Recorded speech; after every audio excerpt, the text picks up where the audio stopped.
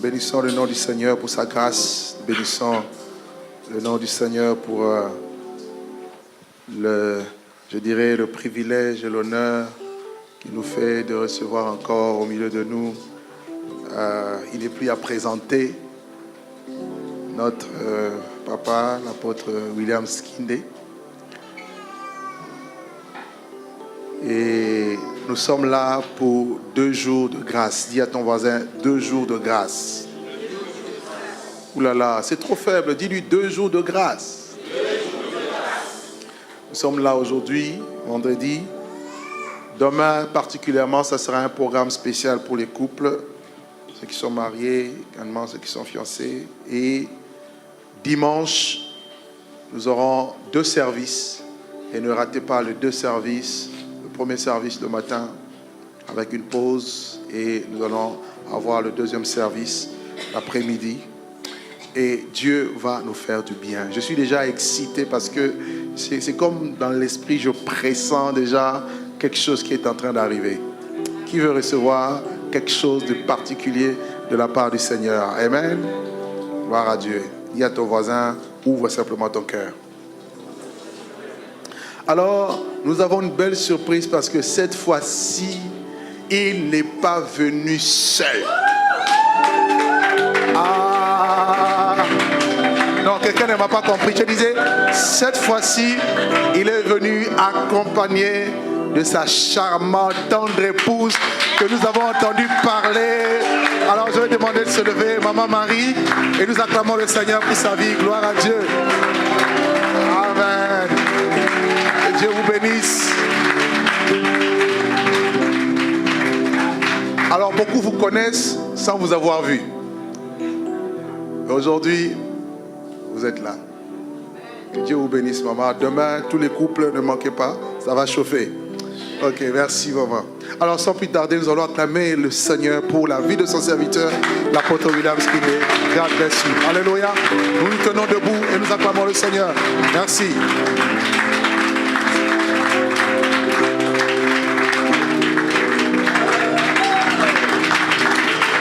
Gloire à Dieu, gloire à Dieu, gloire à Dieu. Je croyais que tu acclamais pour moi alors que tu acclamais pour Dieu. Amen. Que Dieu soit loué. Que Dieu soit loué. Amen. Salut pour moi ton frère de gauche et de droite. Regarde-lui encore tout droit dans les yeux. Dis-lui encore 2 jours de grâce. Voisin, je suis content d'être ton voisin ce soir. Parce que je sais que Dieu va nous faire beaucoup de bien. Amen. Je voulais te retenir encore debout pour 1 minute. Juste te dire, grand Dieu, merci pour l'occasion qu'il nous donne de nous retrouver encore et de partager sa parole. Je crois que nous sommes des privilégiés d'être autour de sa table parce qu'il veut nous nourrir. Nous bénissons Dieu aussi pour ce qu'il est en train de faire avec vous. Je bénis Dieu pour son serviteur, je bénis Dieu pour sa servante, l'opportunité, la grâce, la considération qu'ils ont à ma personne d'être au milieu de vous et de venir chaque fois vous partager le peu que Dieu a déposé dans ma vie. J'en suis vraiment très reconnaissant. Et je bénis Dieu parce que j'ai vu que vous avez très bien accueilli mon épouse. Parce qu'on a dit cette fois-ci, il est venu avec sa femme. Et je disais aussi cette fois-là que je venais seul, on m'accueillait quand même. Que Dieu soit béni. Et je crois que les 2 jours que nous aurons des réunions sur l'ordre spirituel vont vraiment nous faire beaucoup de bien. Et le samedi pour le couple aussi, Dieu va nous bénir davantage. Amen. Que Dieu soit loué. Si tu as ta Bible, nous allons lire quelques passages et reprendre nos places pour partager tranquillement la parole de Dieu. Nous commencerons par 1 Corinthiens 14, verset 33.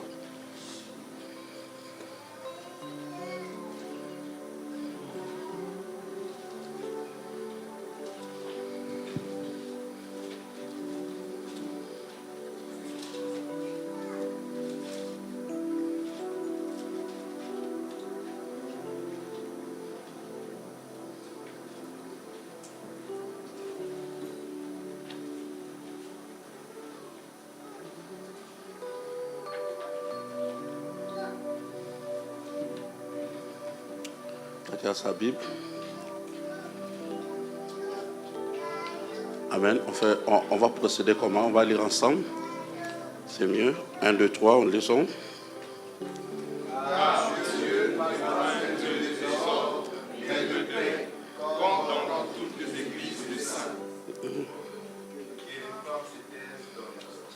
Non, on n'a pas un problème avec des femmes ce soir.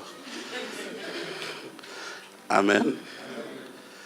Gloire à Dieu. Donnez-moi le deuxième texte.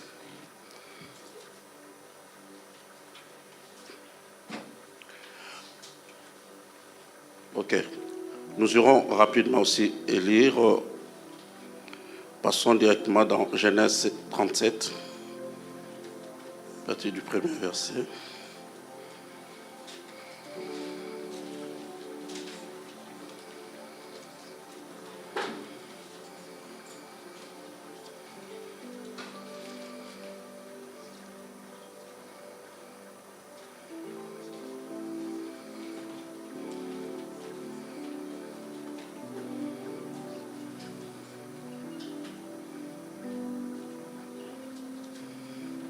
Amen. On peut lire ensemble. 1, 2, 3.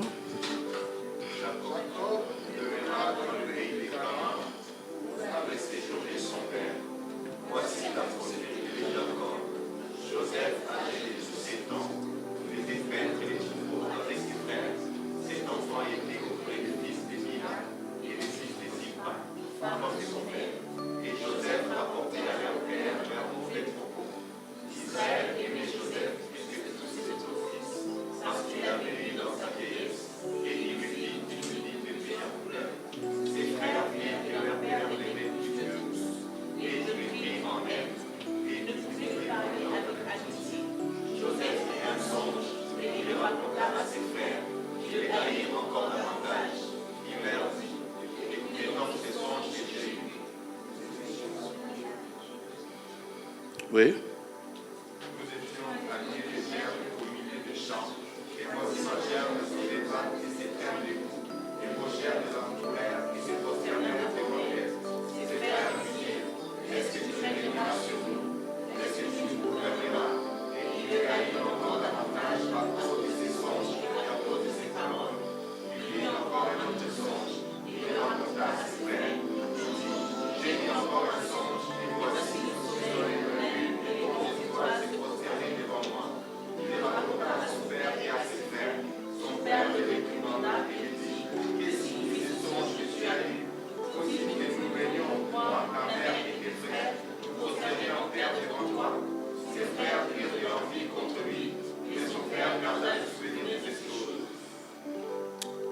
Acte 2.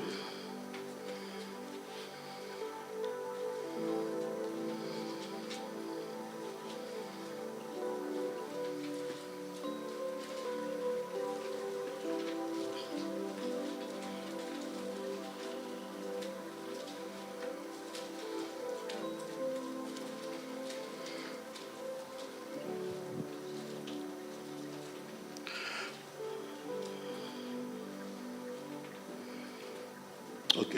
On peut commencer à partir du verset 5. Or à Jérusalem.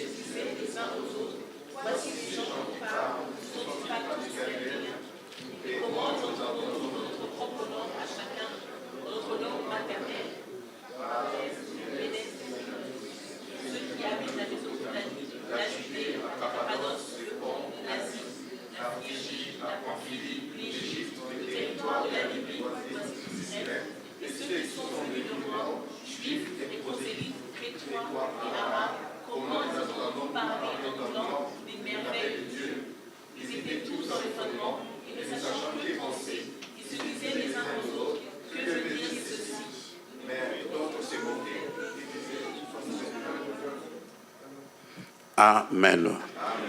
Gloire à Dieu, reprenons nos places, que Dieu nous bénisse.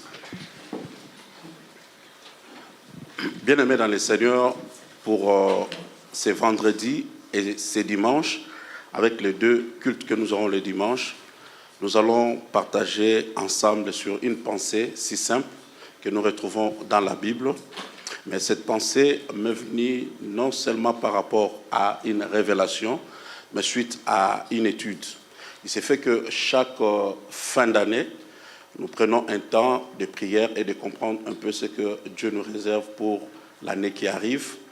Et nous avons vu que l'année que nous sommes en train déjà de traverser, 2017, est représentée dans le calendrier de l'homme, 2017, parce que nous devons savoir qu'il y a un calendrier de Dieu, il y a un calendrier juif, il y a un calendrier des Romains, grecs, que nous sommes en train d'observer. Mais le Dieu de la Bible, c'est aussi un Dieu qui entre dans notre calendrier. Dieu aussi entre dans notre agenda. Pourquoi? Parce que, en fait, Dieu fait toutes choses à son temps. Il y a un temps de Dieu, il y a aussi un temps de l'homme. Et l'homme est buté au temps par rapport à la levée du soleil, par rapport à la lune. Tout ce que Dieu a placé comme linéaire, c'était pour marquer le temps par rapport à l'homme. Mais Dieu lui-même est en dehors du temps par rapport à l'homme, parce que Dieu vit éternellement. Donc, dans les temps de Dieu, Dieu peut dire à Sarah, l'année prochaine, à la même période, tu auras un enfant. Ce n'est pas la période de Dieu, c'est la période de l'homme. Amen. C'est la saison de l'homme. C'est l'année prochaine par rapport à l'homme. Dieu n'a pas une année prochaine. Dieu existe depuis le commencement, il existera jusqu'à l'éternité. Il n'a pas de fin. Alors, je voulais tout simplement dire que chaque fois que Dieu veut faire quelque chose, Dieu aussi l'établit dans un calendrier. Et le calendrier de Dieu est aussi le calendrier de l'homme. C'est comme cela que Dieu aussi peut nous aviser d'avance qu'il y aura un temps de la fin et il y aura un jour appelé le jour de l'enlèvement. Et Jésus dira, je ne connais ni le jour ni l'heure, si ce n'est qu'à l'autorité du Père. Amen. Alors, quand nous voulons ou nous entrons dans une période, une saison que Dieu nous permet de vivre, nous devons comprendre quelle est la volonté de Dieu pour cette période. Qu'est-ce que Dieu veut réellement faire dans nos vies. Et tu verras, par rapport à notre calendrier, nous sommes dans l'année 2017.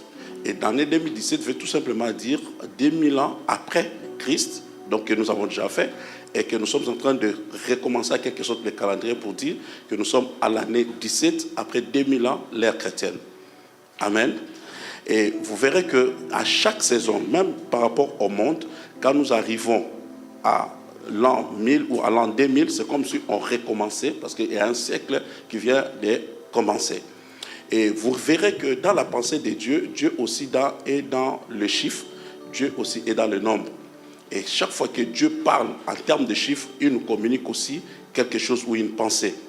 C'est comme cela que tu verras dans la Bible, quand on parle du chiffre 1, c'est le chiffre de Dieu, 2, c'est le chiffre des témoignages, 3, c'est le chiffre de la divinité, 4, c'est le chiffre du monde, de la terre ou de la délivrance, 5, c'est le chiffre de la grâce, 6, c'est le chiffre des déterminé de l'homme et aussi du diable, parce qu'il s'est défini comme celui qui aura la marque de 666, donc tout sera inférieur à 7, et 7 c'est la perfection de Dieu, 8 c'est un nouveau départ, car Dieu a créé en 7 jours, et le 8e jour il a recommencé encore avec l'homme alors qu'il devait se reposer, 9 c'est le chiffre de la fécondation, parce que l'homme, la femme peut concevoir et garder l'enfant pendant 9 mois dans son ventre, le 9e mois, il doit le faire sortir. Et quand vous lisez dans la Bible, vous trouvez que tout ce qui est esprit, lié au Saint-Esprit, a été donné en chiffre de 9. Oui, 9 dons d'esprit, 9 fruits de l'esprit, chiffre de l'esprit, et 10, c'est le commandement de Dieu. 10 commandements nous avons dans la Bible, et c'est comme cela que nous pouvons dire, quand on a 10, et qu'on reprend, quand on reprend avec les 11, 12, 13, donc on commence avec 10, donc on reprend avec les 1, 2 et 3. Donc, si nous arrivons à l'an 17, cela veut dire qu'il y a un 10 plus 7. Et 10, c'est le chiffre du commandement. C'est le chiffre de Dieu, c'est le chiffre de l'ordre, c'est le chiffre spirituel. Alors que 7, c'est le chiffre de Dieu. C'est comme cela qu'on peut dire que 17, c'est une année de l'ordre divin ou l'ordre spirituel. Donc Dieu veut ramener quelque chose qui soit en ordre dans nos vies, parce qu'en réalité, nous avons lu dans la Bible, dans 1 Corinthiens 13, 33 et 14, 33, la Bible dit, le Dieu de la Bible, c'est un Dieu d'ordre et un Dieu de paix. Il n'est pas un Dieu de désordre. Cela veut dire que quand Dieu veut opérer, quand vous voyez même la manière d'opérer de Dieu, Dieu opère dans l'ordre. L'ordre, c'est une manière d'agencer les choses, d'arranger les choses et de bien présenter les choses. Dieu, quand tu vois ses créatures ou sa créature, tu verras que la créature de Dieu est faite avec perfection. Dieu aime des détails et Dieu aime la perfection. Il est un Dieu d'ordre. Tu vas trouver de l'ordre dans ce qu'il a fait. Et dans ce que Dieu a fait, il a créé l'homme comme un chef-d'œuvre. Et Dieu veut aussi voir l'homme agir, opérer dans un ordre. Parce que là où il y a l'ordre, ça produit toujours la paix. La Bible dit qu'il n'est pas un Dieu de désordre, mais un Dieu de paix. Donc l'ordre produit la paix. Quand on a l'ordre, on peut s'assurer qu'on aura la paix. Et l'ordre a aussi comme synonyme, il y a l'ordre, il y a la sûreté, il y a l'abondance, il y a la prospérité, donc il y a la bénédiction. Donc quand on a l'ordre, on est béni. Et vous verrez aussi que quand Dieu commence avec l'homme, Dieu ne laisse pas l'homme comme ça vivre dans le désordre, en quelque sorte. Parce que là où il y a le désordre, il n'y a pas de règles, il n'y a pas de limitations, c'est un désordre. Mais Dieu vient, il vient ordonner l'homme. Il vient enseigner l'homme en disant, voilà, j'ai tout créé et j'ai mis les arbres dans le jardin, mais il y aura, voici l'ordre que Dieu donna à l'homme. C'est comme cela que la Bible va dire. Donc Dieu commence aussi avec l'homme par un ordre. Il y a un ordre par rapport à une façon de présenter les choses. Il y a un ordre aussi comme commandement. Il y a un ordre aussi comme une parole que Dieu va te donner comme orientation pour atteindre un but. C'est comme cela que, bien aimé dans le Seigneur, même quand nous prions, nous ne prions pas seulement pour parler à Dieu, mais nous prions pour s'attendre à un ordre qui va sortir de la bouche de Dieu. Parce que l'ordre que Dieu va te donner va t'aider à atteindre le but ou à toucher à la chose que tu es en train de chercher. Il y a un ordre que Dieu va te donner comme orientation, comment opérer dans tel domaine. Et il y a aussi un ordre que Dieu va te donner comme aussi une parole que toi tu dois suivre obligatoirement pour arriver quelque part. C'est pour cela que je suis venu dire à une personne que c'est très important comme chrétien de vivre dans un certain ordre. Mais pas seulement un ordre par rapport à l'homme, mais un ordre par rapport à Dieu. Il y a un ordre que Dieu a établi. Vous verrez dans la nature, Dieu a établi des choses et toutefois que l'homme veut faire autrement que Dieu, il va créer un désordre. Nous avons aujourd'hui des désordres sur le plan climatique, des désordres sur le plan alimentaire, parce que l'homme a voulu un peu bouger les choses par rapport à ce que Dieu avait établi. L'ordre va t'aider toi-même à t'organiser dans ta vie et à aller quelque part ou à réussir dans n'importe quel domaine de ta vie. Il y a beaucoup de choses qui ne nous arrivent pas. Nous prions, nous craignons Dieu, mais on n'arrive pas à vivre nos promesses, nos prophéties, ainsi que beaucoup de paroles que nous avons reçues de Dieu. Ça, ce n'est plus la tâche de Dieu, mais c'est plutôt par rapport à l'homme. Parce qu'en fait, si l'homme n'arrive pas à entrer dans l'ordre de Dieu, il ne verra jamais la bénédiction de Dieu dans sa vie. C'est ça le problème. Je vais donner quelques exemples et nous allons comprendre les concepts. Vous allez comprendre une chose, même quand quelqu'un arrive pour chercher la délivrance auprès de Dieu, Dieu lui donne toujours un ordre. Il y a une femme adultère qui est devant le Seigneur et tout le monde s'attend à ce que Dieu aussi puisse le punir dans la personne de Jésus. Mais Jésus dira à cette femme, pour cette femme, il dit, moi non plus je te condamne, mais va, ne pêche plus. Va, ne pêche plus, c'est un ordre. Cela veut dire qu'aussi longtemps que tu ne vas pas pécher, tu resteras aussi clean et tu resteras propre et personne ne te touchera.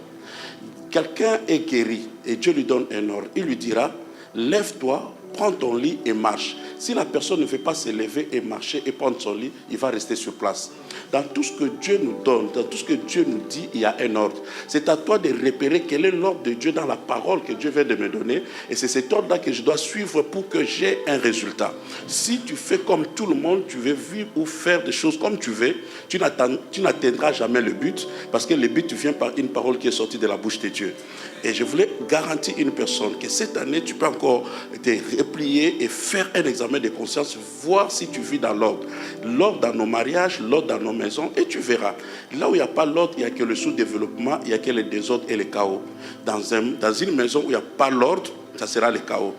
Chaque enfant vient à son temps, il mange à son temps, il fait des choses à son temps, mais ça sera le chaos complètement. Il y a l'ordre parce qu'en fait, Dieu a établi un père comme responsable ou le chef de la maison. Il y a une maman qui joue le rôle de premier ministre et il y a les enfants comme la population. Si les choses sont très bien organisées de la sorte, tu verras que cette maison va atteindre aussi un but. bien-aimé dans le Seigneur, que Dieu aide une personne à ordonner ses pensées, à ordonner son cœur, à ordonner les choses selon la pensée de Dieu, et tu verras que les choses vont commencer à arriver facilement dans ta vie. Ah, je croyais que tu allais dire Amen. Les problèmes, tu remarqueras très bien, c'est causé par les désordres. Mais très souvent, on est désordonné croyant qu'on est dans l'ordre. Parce qu'en fait, l'ordre de l'homme n'est pas l'ordre de Dieu. On croit être dans l'ordre, mais on est dans les désordres. On croit bien faire, parce que nous-mêmes, nous avons retenu les choses comme cela, mais ce n'est pas un commandement de Dieu par rapport à nous. Le Dieu de la Bible n'est pas un Dieu de désordre. Aussi longtemps qu'il y a un désordre, là où il y a un désordre, ne vous attendez jamais à un bon résultat. Même si tu commences par avoir certains résultats, mais sache-le très bien, ça finira par le chaos. Dans ta vie, dans ton fiançailles, dans ton mariage, dans tout ce que tu organises, dans ton appel, dans ton ministère, dans ta maison, commence d'abord par mettre un ordre. Mais pas l'ordre selon les hommes, mais l'ordre par rapport à Dieu. Cherchez la pensée de Dieu. Qu'est-ce que Dieu dit dans tel domaine? Et si nous mettons ce que Dieu a dit dans tel domaine en première position, ça va nous aider à atteindre un but. Que cette année soit une année de l'ordre divin dans ta vie, de l'ordre spirituel dans ta vie. Remarquez très bien, bien-aimés dans le Seigneur, très souvent quand nous venons dans le Seigneur ou nous venons à l'église, directement on a un entretien soit avec le pasteur et tu sens la pensée des hommes, la pensée du peuple, la pensée de l'église. J'ai un problème de délivrance, j'ai un problème de mariage, j'ai un problème de santé. C'est pas du tout mal, c'est normal que nous puissions nous avancer devant Dieu par rapport à ces problèmes. Mais quand Jésus lui-même s'entretient avec nous, il nous donne maintenant un ordre selon Dieu. Et l'ordre, c'est par rapport aux priorités. Et Dieu dira, cherchez premièrement le royaume et la justice de Dieu. Donc pour plusieurs qui arrivent à l'église par rapport à une voiture, à un travail, à un mariage, tu es dans le désordre. C'est comme cela que tu peux faire tant d'années à l'église, tu trouves que ton cas n'est pas résolu parce que tu n'as pas commencé là où il faut commencer. Et ne pas commencer là où tu dois commencer, c'est un désordre. Or, Dieu commence toujours par A pour arriver à Z, parce qu'il est l'alpha et l'oméga. Dieu n'a pas commencé par créer l'homme et après créer le fruit. Dieu a commencé d'abord à créer le fruit, après créer l'homme. Parce que l'homme qui va créer, c'est un homme qui doit manger. Non, tu ne m'as pas compris. Dieu sait que l'homme va manger, Dieu va créer, va mettre l'environnement par rapport à cet homme qu'il va créer. Donc quand Dieu commence le premier jour, que la lumière soit, c'est par rapport à la fin, par rapport à l'homme qui doit sortir. Non, tu ne m'as pas compris. J'ai dit, dès que tu es là, même quand tu es dans un sommeil complètement, tu ne comprends pas, mais Dieu a commencé déjà à créer, mais pour ton avantage. Parce que tout ce que Dieu met en place, c'est un environnement où l'homme doit vivre. Mais l'homme arrive sur la terre, il trouve qu'il ne serait pas bon de vivre sur la terre, il va aller chercher dans la planète Mars. Non, Dieu a mis l'environnement pour l'homme de vivre sur la terre. Et quand Dieu a commencé par le soleil, a commencé par les arbres, a commencé par tout ce qu'il a commencé, c'était pour arriver au 6e jour. Et le 6e jour, Dieu va créer l'homme. Donc il y a un ordre établi par Dieu pour arriver à l'homme. Quand l'homme arrive, il trouve déjà qu'il y a un environnement. Amen. Et ça, c'est l'ordre de Dieu. Et l'homme se retrouve tranquille dans un environnement où il peut avoir de l'eau, il peut avoir à manger, il peut respirer, il peut bien vivre parce que Dieu a créé toutes ces choses bien avant. Alléluia. C'est l'ordre de Dieu. Cherchez premièrement le royaume et la justice. Dieu nous dit directement c'est par où commencer. Dans la vie chrétienne, ne commence pas d'abord par chercher à voir quelque chose. Parce que quand tu as le royaume, tu as toutes ces choses. Et très souvent, nous ne voyons pas l'intérêt de commencer par le royaume. Et commencer par le royaume, c'est recevoir Jésus dans son cœur comme Seigneur et Sauveur. Et Jésus lui-même, quand il parle, ou quand l'apôtre Jean écrit dans l'évangile de Jean, il dit, Dieu a tant aimé le monde qu'il a donné son Fils unique, afin que quiconque croit ne périsse point, mais qu'il ait la vie éternelle. Donc Dieu n'a pas commencé par nous donner des voitures. Dieu n'a pas commencé par nous donner le mariage. Dieu n'a pas commencé par nous donner des biens matériels, mais Dieu a commencé par nous donner son Fils. Est-ce que quelqu'un est avec moi? Donc c'est facile d'arriver quelque part. C'est facile de réussir avec Dieu si et seulement si nous pouvons suivre l'ordre de Dieu. Et dans tout ce que Dieu fait, contrôle trop bien, il y a un ordre dedans. Dieu te dit ce qu'il faut faire. Et c'est ce qu'il faut faire là que toi tu dois faire pour que ta prophétie puisse s'accomplir. Remarque très bien, même dans des alliances avec Dieu, il y a des alliances conditionnelles et des alliances inconditionnelles. Et Dieu dira, si tu obéis à ma parole, si tu fais ceci, je ferai ceci. C'est un ordre. Et si tu n'es pas dans la chose, tu n'es pas dans cet ordre-là, tu peux bien tournoyer. J'ai dit une chose, Dieu demande au peuple, devant Haï, ils ont combattu, quand ils sont sortis de l'Égypte. Haï, c'était un petit pays, ils ont combattu contre Haï et ils ont perdu. Ils n'ont pas compris pourquoi ils n'ont pas perdu. Ils ont perdu contre un petit pays. Après, Dieu va les mettre devant Jéricho. Jéricho, bien fermé, bien préparé. Mais devant Jéricho, Dieu ne leur demande pas d'utiliser les armes conventionnelles.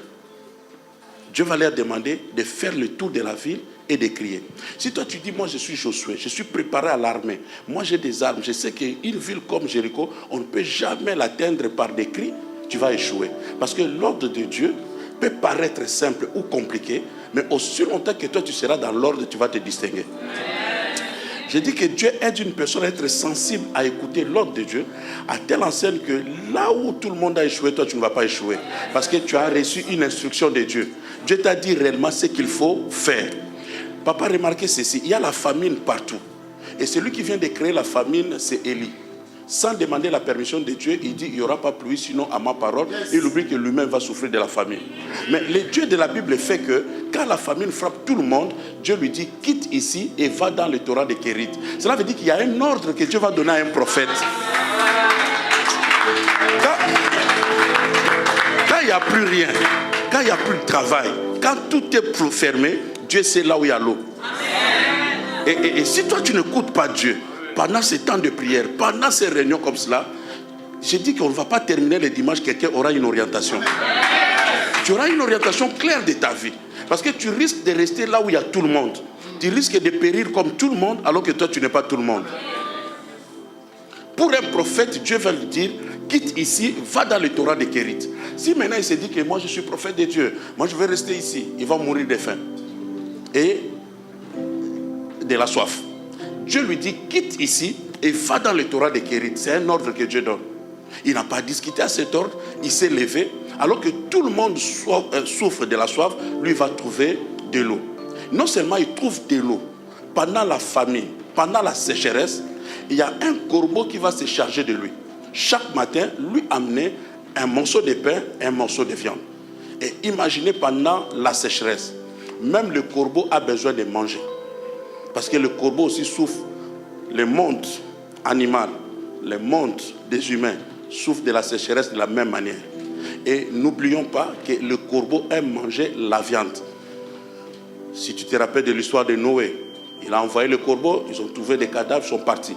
Là où il y a la viande, le corbeau reste. Mais le corbeau, on lui donne la viande et on lui dit, c'est pas pour toi pendant la sécheresse. Tu dois le garder pendant tous les trajets. Non, tu ne m'attends pas bien. Il ne m'attend pas bien. Pendant tous les trajets, il doit traverser avec la viande. Lui-même sent l'odeur de la viande. Lui-même a faim parce qu'il souffre de la sécheresse. Mais on dit au corbeau, ce n'est pas à toi. Qui a donné l'ordre au corbeau? C'est Dieu. Et le corbeau va traverser toutes les villes pour arriver seulement chez Élie. Laissez-moi dire à quelqu'un que toi là, tu ne finiras pas comme tout le monde. Pour toi, il y a un corbeau que Dieu est en train de préparer. Pendant que nous sommes en train de parler de l'ordre de Dieu, Dieu est en train d'ordonner à une personne de te faire du bien. Que cette année ne se termine pas, que tu vives la bonté de Dieu. Non, la personne n'est pas ici, doit être quelque part ici. Je dis que quelqu'un soit secondé par Dieu pendant les temps difficiles.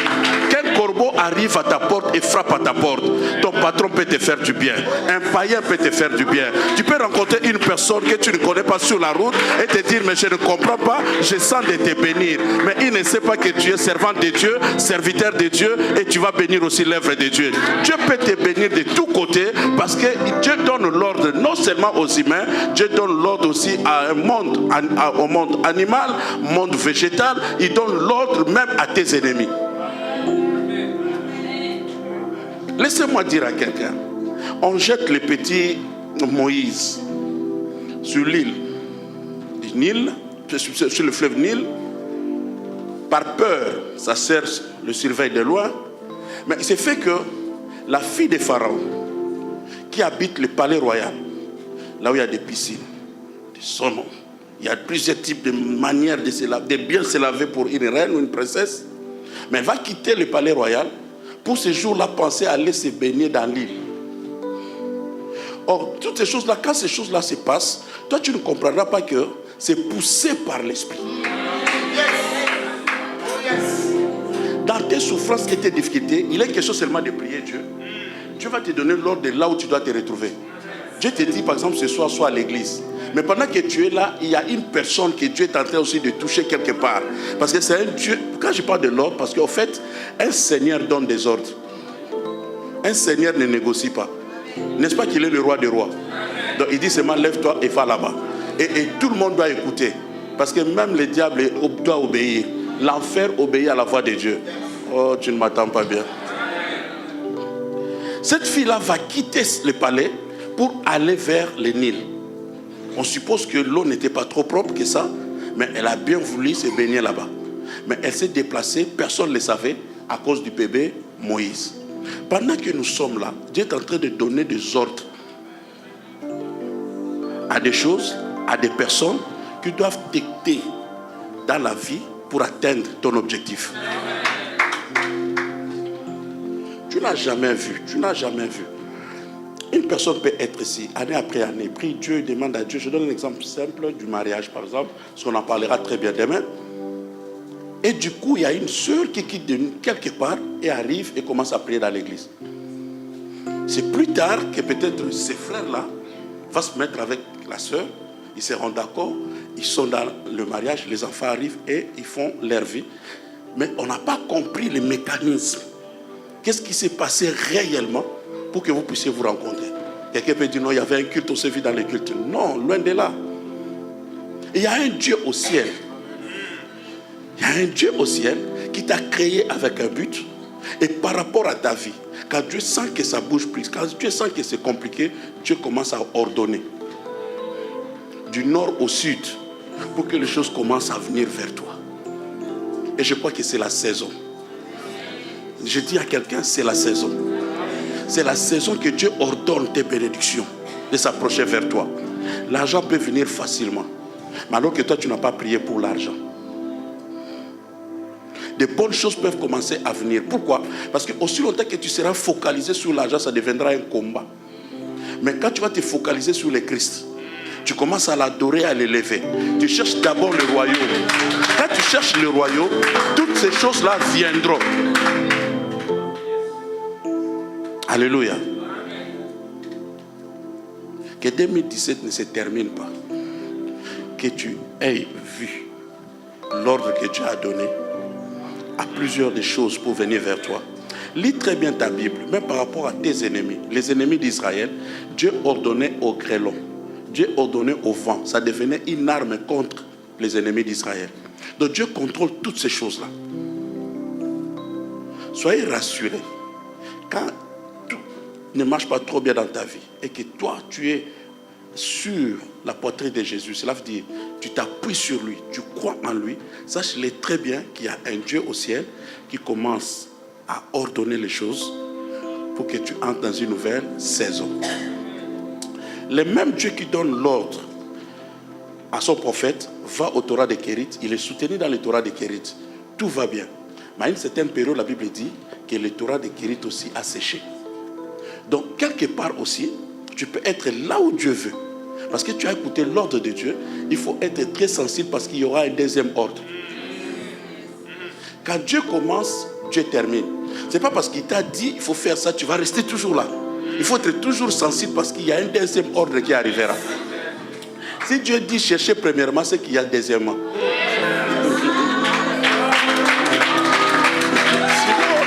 Sinon, il n'allait pas les classifier par premièrement. Ok?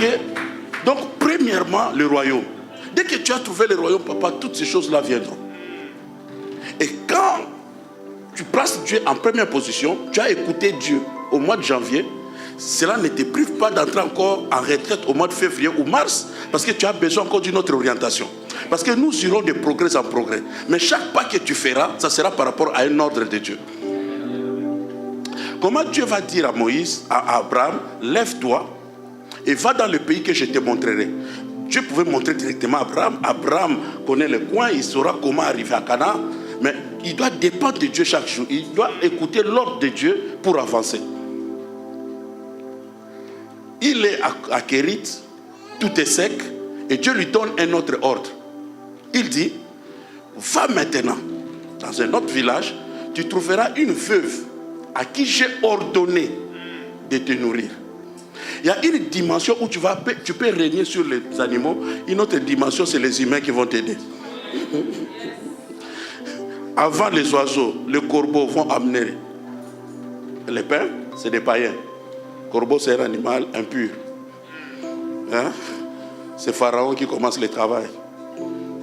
Il va te nourrir, il va te berger, il va tout ça. Mais après, tu vas te retrouver en Israël. Donc, commence d'abord là. On va t'amener d'abord les pains. Mais après, tu vas aller chez une femme qui me connaît. Mais cette femme-là est veuve. Elle n'a pas de moyens. Elle souffre. Mais c'est cette femme-là qui va te nourrir. Et Dieu dit, parce que j'ai ordonné à la femme. C'est là où tu vas comprendre que l'ordre de Dieu est parfois compliqué. Dieu peut te donner un ordre que toi-même tu sois sensible à cet ordre et comprendre que tu as reçu un ordre de Dieu. Maintenant, quand les prophètes arrivent, les prophètes commencent par un test. Donne-moi de l'eau, la maman amène de l'eau. Maintenant, à manger, la maman est bloquée. Il dit, il y a la crise ici. Il n'y a que peu de farine. Si j'essaie de te donner, on va mourir. Et c'est là où l'homme de Dieu a compris que comme Dieu m'a dit qu'il a ordonné à la maman, c'est que la maman est insensible. La maman n'a pas compris qu'il y a quelque chose à faire ici. Et il va amener cette maman dans la dimension de la multiplication. Laissez-moi avancer pour dire à une personne. Dans la vie, on peut travailler quelque part. Ce qu'on gagne, c'est peu. Et tu les reconnais, n'est-ce pas? Or, tu te dis qu'avec ça, je ne peux jamais arriver à réaliser telle chose. Mais parce qu'on est insensible au royaume. Si on vit par rapport au principe du royaume, Dieu doit te distinguer parce que Dieu a dit il fera la différence. La différence ne peut pas arriver si toi tu es déjà en avance par rapport aux autres. Oh mon Dieu, aidez-moi. Je disais à quelqu'un, premièrement, les gens croiront que vous êtes égaux. Or, en réalité, toi, tu vis par rapport à un ordre de Dieu. Maintenant, par rapport à ce que tu reçois, Dieu dit, ne mange pas tout, retire la dîme, parce que Dieu te prépare à une multiplication. Parce que, en fait, les choses qui vont arriver, c'est quoi? On peut avoir peu, mais s'il y a l'ordre, tu suis les choses par rapport à Dieu. Premièrement, Dieu, tu verras qu'il y aura la multiplication. Dieu dit aux apôtres, les apôtres, après 3 jours d'évangélisation, j'essaie un peu de mettre les choses comme cela. Après 3 jours d'évangélisation, ils ont faim. Et Jésus réalise que non, on ne peut pas les laisser comme ça, il faut les nourrir. Ok? Mais quand il demande maintenant, donnez-leur à manger, les apôtres disent c'est impossible, on n'a pas l'argent, il n'y a même pas une boulangerie à côté, on n'a rien. Mais bizarrement, il y a un jeune garçon qui avait son petit déjeuner. Cela veut dire quoi? Quand Jésus prêchait, les autres écoutaient mais mangeaient. Mais le petit était tellement attiré par la parole qu'il n'a pas eu le temps de manger.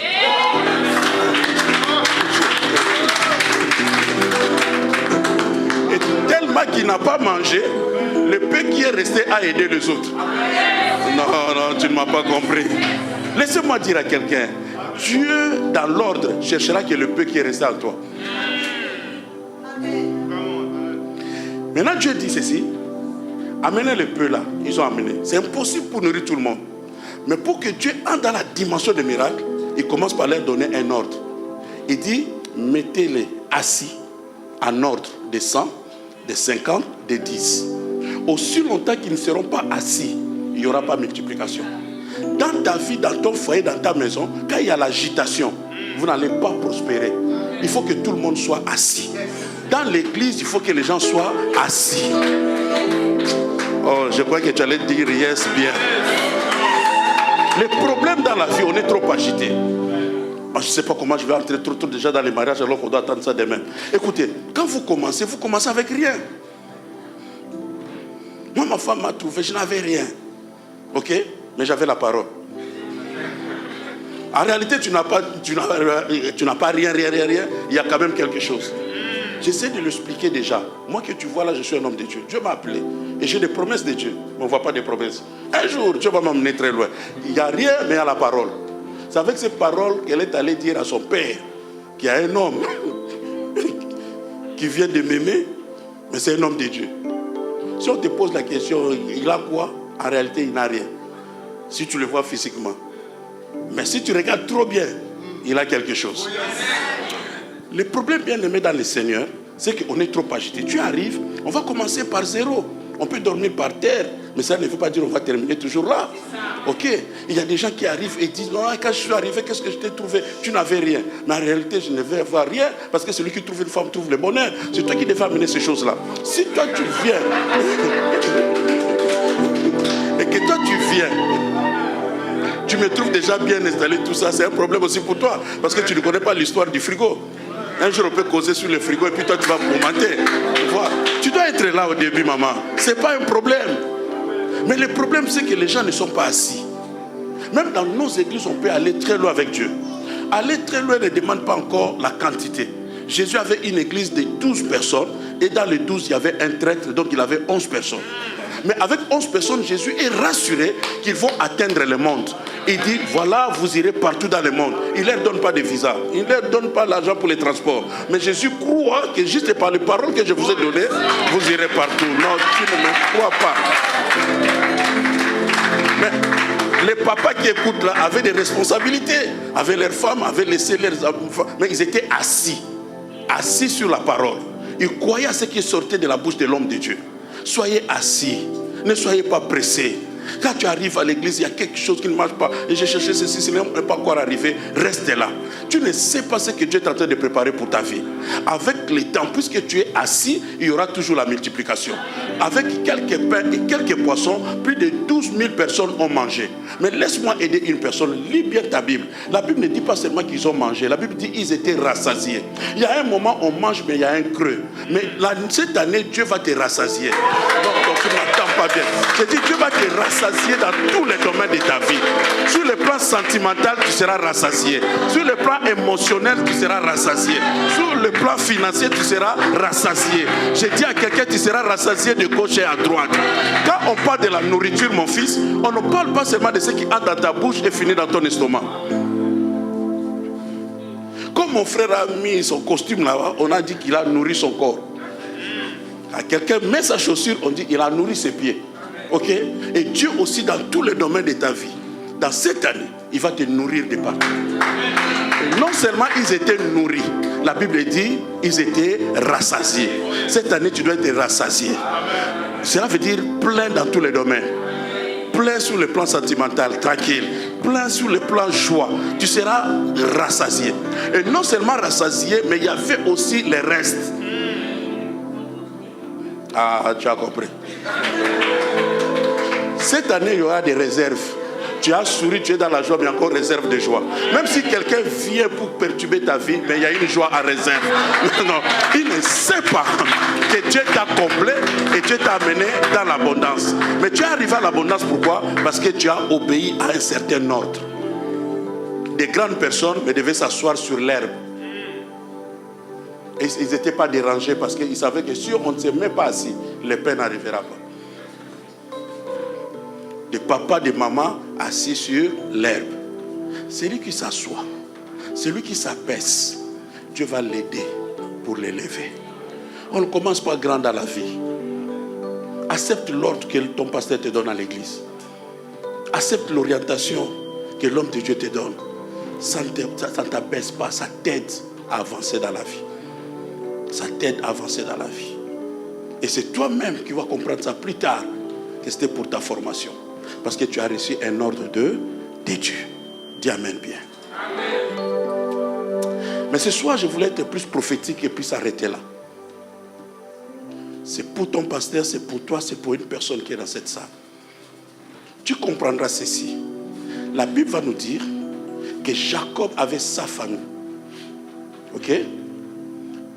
Et Jacob, à la fin, va avoir un enfant avec la femme qu'il aimait beaucoup. Et cet enfant va s'appeler Joseph. Quand tu as un enfant avec une femme stérile, tu peux dire seulement, Seigneur, gloire à Dieu, parce qu'au moins j'ai un enfant. Tu peux te contenter. Mais quand la maman a un enfant, il dit à Dieu, cet enfant va s'appeler Joseph. Cela veut dire que tu vas ajouter. Qui te dit que Dieu va ajouter? Déjà pour avoir un, c'était un problème. Tu as eu un, tu dois dire seulement Amen. Mais tu as un, tu dis encore à Dieu, il va ajouter. Bien aimé, les choses vont t'arriver par rapport à ta foi. Si tu as un, tu dis Amen, on s'arrête là. Mais si tu dis aussi, il va ajouter, il y aura aussi Benjamin. Par rapport à cette femme qui n'avait jamais eu d'enfant, il dit à Dieu, il a un, mais il dit à Dieu, il va ajouter. Je crois que dans cette église, malgré ce que nous sommes là, nous disons à Dieu, il va ajouter. Laissez-moi dire à quelqu'un, il va ajouter dans l'onction, il va ajouter dans la connaissance, il va ajouter le ministère, il va ajouter des bons éléments, il va nous ajouter en quantité, il va nous ajouter aussi en qualité. Tu crois cela, tu dis Amen bien. Oh, laissez-moi dire à quelqu'un, après ce séminaire, les premières choses que Dieu va te donner, dis à Dieu, tu vas ajouter. Je sais que ça viendra encore. Dieu commence par un, mais il ne termine pas par un. Quand il y a un, deux viendra. Quand il y a deux, le trois aussi est derrière. Et je crois que quelqu'un à cette salle, tu vas vivre la multiplication de Dieu. La femme qui n'a jamais eu d'enfant reçoit un enfant et dit à Dieu, il ajoutera. Et l'enfant grandit. Le père aimait trop son enfant. Mais la Bible va me dire, arrivé à l'âge de 17 ans, dis avec moi 17 ans. 17 ans n'est pas n'importe quel chiffre. C'est pour cela 17 pour toi cette année doit commencer quelque chose. C'est à 17 ans que le papa va penser à lui coudre maintenant une tunique de plusieurs couleurs. Une tunique normalement dans la famille qui n'est pas réservée pour les petits, réservée pour les fils aînés. Donc c'était normalement la tenue des rubans. Mais on fait la tunique pour les petits. Et à 17 ans, le papa va donner officiellement la tunique aux petits. Dès que le petit a la tunique, la Bible dit le petit a rêvé. Je vais dire à quelqu'un, l'année 2017, c'est l'année où Dieu commence ton ministère prophétique. Non, quelqu'un ne m'entend pas bien. J'ai dit, cette année, c'est l'année que Dieu dépose le manteau à toi. Le manteau inaugure quelque chose. Mais ça ne vient pas l'année 2016. Ça ne vient pas l'année 2015. Ça vient à l'année 2017 ou à l'année 17. L'année de l'ordre divin. Parce que Dieu veut ordonner les choses dans ta vie. C'est cette année-là que l'enfant commence à avoir des rêves. Laissez-moi dire à quelqu'un, tu vas commencer à avoir des rêves. Et par des rêves, j'ai dit, tu vas commencer à recevoir des messages de Dieu. Tu vas commencer à recevoir une orientation de Dieu. L'enfant, on ne sait pas, on ne le dit pas dans la Bible. Est-ce que de 0 à 17 ans, il n'avait pas rêvé? On ne sait pas. Mais quand on dit maintenant à 17 ans, il a rêvé, ce n'est pas n'importe quel rêve. Ce n'est pas les rêves où je suis là en train de... Non. Mais maintenant, c'est des rêves prophétiques. Des rêves qui parlent de son avenir et des rêves qui parlent de l'avenir de la maison. Je vois quelqu'un responsable de sa famille, responsable de sa maison et responsable aussi de la nation. Dieu va t'amener dans une onction des nations. Tu seras responsable pour capter les choses qui doivent arriver.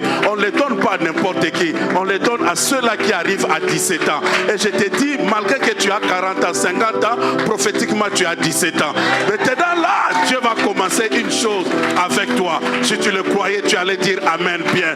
Parce qu'en fait, je ne parle pas à ton voisin, je parlais de toi. Je n'ai pas l'histoire de Joseph, c'est ton histoire. C'est toi le Joseph de cette génération.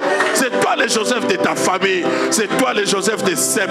Si tu n'étais pas là, on n'allait pas avancer. On t'attendait, on avait besoin de toi. Et comme tu es venu, l'année est arrivée, tu vas commencer à rêver. Que cette année ne se termine pas, tu vas rêver. Et laissez-moi dire à quelqu'un, Joseph n'a pas fait seulement un rêve, il a fait aussi un deuxième rêve. Tu ne feras pas seulement un rêve, tu auras aussi le rêve de la confirmation. Aïe, mon Dieu, mon roi, Rabocheta.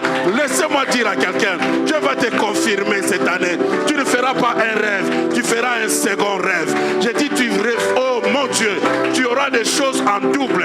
Le premier rêve va venir, mais le second aussi va venir. Celui va te combattre par rapport au premier rêve, il ne combattra pas le second rêve. Est-ce que je parle à quelqu'un dans cette salle? Celui qui a combattu ton premier rêve ne combattra pas le second rêve. J'ai dit, il y a un rêve qui arrive, mais derrière ce rêve, il y a un second rêve. Il a rêvé 2 fois, parce que c'était son année. À 17 ans, il a rêvé. Et je dis à une personne dans cette salle, il y a un nouveau manteau que tu vas recevoir avant la fin de ce séminaire. C'est un manteau de rêve, c'est un manteau d'établissement dans ton ministère. Donc tu n'as pas besoin que quelqu'un te dise que non, à partir d'aujourd'hui tu es devenu prophète. Non, il y a une onction prophétique qui commence déjà à opérer et c'est les gens vont le remarquer après. Quand il a rêvé, personne n'a su. C'est quand il a raconté les rêves qu'on a su qu'il a rêvé. Mais quand il a raconté les rêves, ce n'est pas l'heure qu'il a rêvé. Il a rêvé bien avant. Je dis que tu as rêvé bien avant avec moi dans cette réunion. Mais tu vas les raconter après. Est-ce que je parle à quelqu'un ici? Mais écoute, laissez-moi dire à quelqu'un, le manteau que tu vas apporter maintenant va amener la haine, va amener le combat, va amener la jalousie. Mais ce n'est pas ton problème. Les combats vont venir. Tu seras dérangé de gauche et à droite. Mais aussi longtemps que tu portes le manteau, personne ne pourra te déplacer. Parce qu'en fait, les gens vont voir le manteau, mais ils oublient que toi tu as des rêves. Ok? On peut bien t'arracher le manteau. On peut toucher à ton témoignage. On peut parler mal par rapport à ton tissu, mais on ne parlera pas des choses que tu as reçues. Parce que les choses que tu as vues ne viennent pas des hommes. Ton père biologique t'a donné le manteau, mais c'est le père spirituel qui a donné des rêves. Et quand Dieu donne, il ne se répand pas de ses dons. Est-ce que je parle à quelqu'un ici vraiment? Aidez-moi dans cette salle de prêcher ce soir.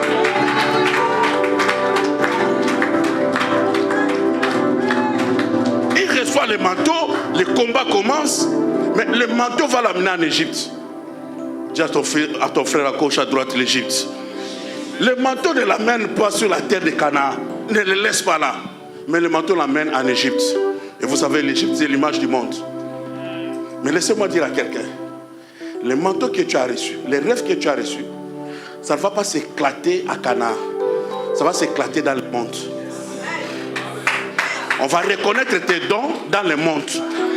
Est-ce que je parle à quelqu'un ici? J'ai dit, on va reconnaître Joseph, pas à Canaan. Mais on reconnaît Joseph dans le monde. Je dis, là où tu travailles, les gens vont reconnaître que nous tous, nous sommes des salariés. Mais lui, il est particulier. Ah, tu ne m'as pas compris. On va te reconnaître là où tu es. Tu vas commencer à expliquer des songes. Tu vas commencer à leur donner une direction. Tu vas leur dire ce qui peut nous arriver aujourd'hui. Et s'il y a même des terroristes sur cette avenue, tu vas leur dire, il faut prendre cette route. Est-ce que tu m'attends trop bien? C'est le temps des fils des prophètes. Et je suis venu te dire, dans le nom de Jésus, Joseph n'a pas régné à Canaan. Le don de Joseph, le miracle, la puissance de Joseph s'est manifestée en Égypte. Je dis, toi là, dans le monde, dans les problèmes, dans les difficultés, on va reconnaître ton don. Et non seulement on reconnaît son don en Égypte, mais il se manifeste non seulement en Égypte, mais il est élevé aussi en Égypte. Et là où il y a Pharaon, Joseph était élevé. Tu n'auras pas peur du diable, tu n'auras pas peur des démons, parce que même là où il y a les démons, Dieu peut t'élever. Oh, ton amène est faible. Je dis même là où il y a des sorciers, Dieu va t'élever. La famille est compliquée, mais toi tu vas percer. Je dis que toi tu n'es pas comme tout le monde, parce que toi tu as les manteaux, toi tu as des rêves, et que tu n'as pas reçu des hommes, mais tu as reçu de Dieu. Je dis même là où il y a les diables, là où il y a Pharaon, Joseph était élevé. Je crois à ton élévation. Je crois à ton miracle. Je crois à ton changement. Je crois que toi tu vas percer. Là où on te critique, tu vas monter. Ça ne dépend pas des critiques des gens. Ça ne dépend pas de leurs pensées mauvaises contre toi. Mais ça dépend de la volonté de Dieu. Et cet homme, à 17 ans, tout commence. Que cette 17e année soit une année prophétique pour toi. Inauguration de plusieurs choses. Ça ne s'arrête pas là. Pas d'aider. Le jour de la Pentecôte, les apôtres commencent à parler la langue. Et quand ils parlent la langue, en fait, le premier jour, ils n'ont pas parlé la langue des anges. Les premiers jours, ils ont parlé la langue des hommes. Parce que la Bible dit qu'il y avait plusieurs nations à Jérusalem par rapport à la fête de la Pentecôte. Ils ont écouté les gens glorifier Dieu dans leur langue. C'est comme cela que la Bible va nous citer le peuple qui était là. Et si tu cites le nombre de peuples qui étaient là, c'était 17. Là où nous avons lu dans Acte 2, si tu lis chaque peuple, c'était 17. Cela veut dire quoi? Quand 17 peuples arrivent et écoutent Pierre élever Dieu dans leur langue. Cela veut dire, si je prends un exemple de langue ici, je ne sais pas trop bien, un arabe qui a écouté ça, rentre à l'Arabie et rencontre la chose. Un Mundibou, connaît Mundibou, qui écoute ça, rentre aussi dans son coin et il va rencontrer les merveilles qu'il a écoutées. Ok? Chacun dans sa langue. Cela veut dire quoi? Pour cette année, il y a une onction internationale qui sera inaugurée. Non, tu ne m'attends pas bien. Tu ne m'attends pas bien. Tu ne seras pas sur place. J'ai dit, tu peux opérer sur place, mais tu vas atteindre 17 nations. Non, tu ne m'attends pas bien. Est-ce que quelqu'un m'écoute? Est-ce que je suis venu pour quelqu'un ici? Mais Dieu m'a dit que c'était une personne dans cette salle. Mais je ne vois pas la personne. Est-ce qu'elle est à gauche et à droite?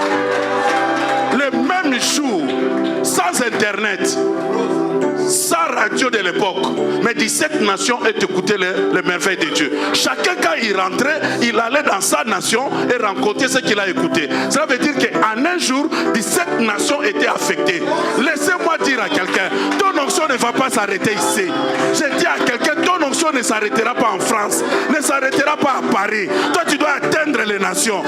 Au-delà de ton onction, tout ce que tu feras, même si tu es dans le domaine des affaires, tes affaires seront internationalisées. Est-ce que je parle à quelqu'un ici? On ira à Mali, on trouve ton nom. On va à Ouagadougou, on trouve ton nom. On va à Abidjan, on trouve... Oh, est-ce que cette personne est ici?